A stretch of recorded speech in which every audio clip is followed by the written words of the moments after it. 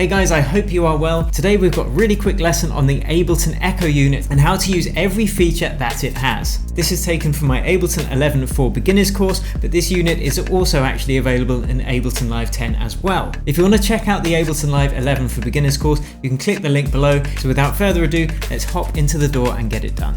In this lesson, we're going to look at the echo audio effect. Similar to the delay effect, this is, as you would expect, an echo effect, but this is fantastic and it adds a bit more variation to your delays, it adds a bit more warmth and analog feel, and it's based on old analog echo units. So let's listen to some dry vocals on their own. Maybe I don't know how, but now I fall in love.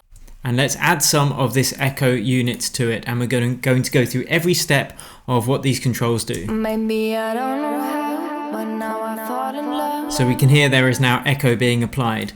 This section over here, as you would expect, changes the timing of the delays, and much like the delay unit, you can decide whether to have them linked or operating independently from each other. Maybe I don't know how, but now I fall in love. I know it's not your fault, Cupid's arrow. You can determine whether you want them synced to the tempo of your track or just Maybe I don't know how, but now I fall in love. an arbitrary millisecond timing that you select. Maybe I don't. If you have got them synced to your track, then you can also choose whether you want it notes, triplets, Maybe I don't know how, but now I fall in love. I know it's not your fault, Cupid's arrow. dotted, Maybe I don't know how, but now I fall in love. or I 16ths. know it's not your fault, Cupid's arrow. Maybe I. So again, just timing variations there. This is when you can delay your delayed signals, as it were. So if you want them to be slightly off the grid, much like in the delay unit, this is where you can dial in percentages. Maybe I don't know how, but now I fall in love. Just small tweaks and variations again on the timing there. The input knob controls how much of the signal is being inputted into this delay unit. Maybe I don't know how, but now I fall in love. I know it's not your fault, Cupid's arrow. And this D button will determine whether the inputted signal gets drive applied to it, which is going to add a little bit of analog warmth, Maybe I don't especially if you push the input slightly. I fall in love. I know it's not your fault, Cupid's arrow. So you can hear it's adding a bit of grit, a bit of saturation to the sound. And this button here will reverse the polarity of the delayed signal. Maybe I don't know how, but now I fall in love. I know it's not. Which usually has a very slight effect. Sometimes you won't hear it at all, but it's worth experimenting with. And feedback determines how long that delayed signal will take to die out to silence. So if you've got it on 0, you're going to get each delay played once. If you pump it up, it's going to take longer to delay, Maybe I don't know how, but to die out rather. If you get it to 100%, technically it's going to keep feedbacking forever. And if you push it beyond that, it's going to get louder and louder over time, which is going to add more saturation like this, and grits like an old tape machine echo. So that can be really cool to play with. The filter section is, as you'd expect, going to filter the delayed signal. So if we take out the low end, maybe I don't know how, but now the high end, I fall in love. I know it's not your fault, Cupid's arrow. that's going to change how those delayed signals are filtered. And again, here we can change the resonance Maybe I don't know how, but now I fall. and just use these controls instead of dragging around. Here we can add reverb to the delayed signal, which is great. And you've got 3 options for this. You can add it to the signal before it hits the delay unit. Maybe I don't know how, but now I fall in love. And then that delay itself is going to be, and then that reverb itself is going to be delayed. And you can choose to be post. So this is going to hit the delay. This is going to be applied to the delayed signal after it's been delayed. Maybe I don't know how, but now I fall. It's going to have a very slight difference to what you're hearing.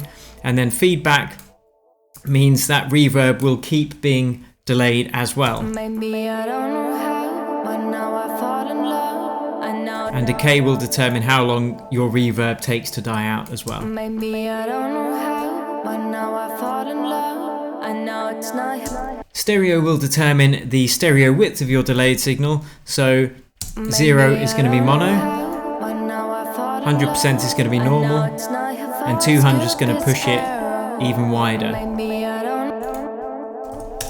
Output is simply the output of the whole unit, dry signal and delayed signal.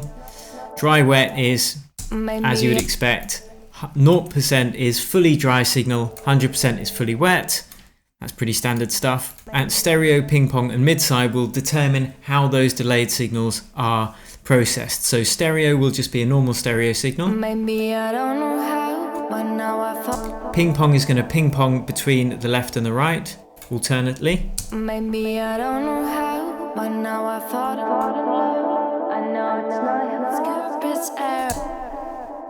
And mid-side is going to bounce between the middle of the signal, which is the same in both delayed channels, and the sides, which is what's different in each channel. I know that's a bit confusing, but it's a bit kind of in depth to go in this lesson. So it's always best to just choose these different modes, have a listen, see which one you prefer. That's the best option for it. Now we go into the modulation tab, and this is where we can start making things a bit more interesting again by modulating the delayed signal. So we can modulate the delay time itself, which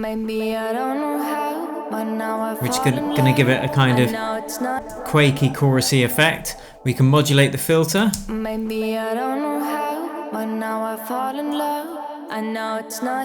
which is going to give it a kind of wah-wah effect, and we can choose how to sync that, whether it's synced to the track, whether it's an arbitrary hertz amount, and where we want the phase of those modulations to occur. And the envelope to mix ratio here will determine whether the modulation is occurring based on the envelope, that is the shape of the delayed signal, or this LFO here. And again, it's best to just experiment with this ratio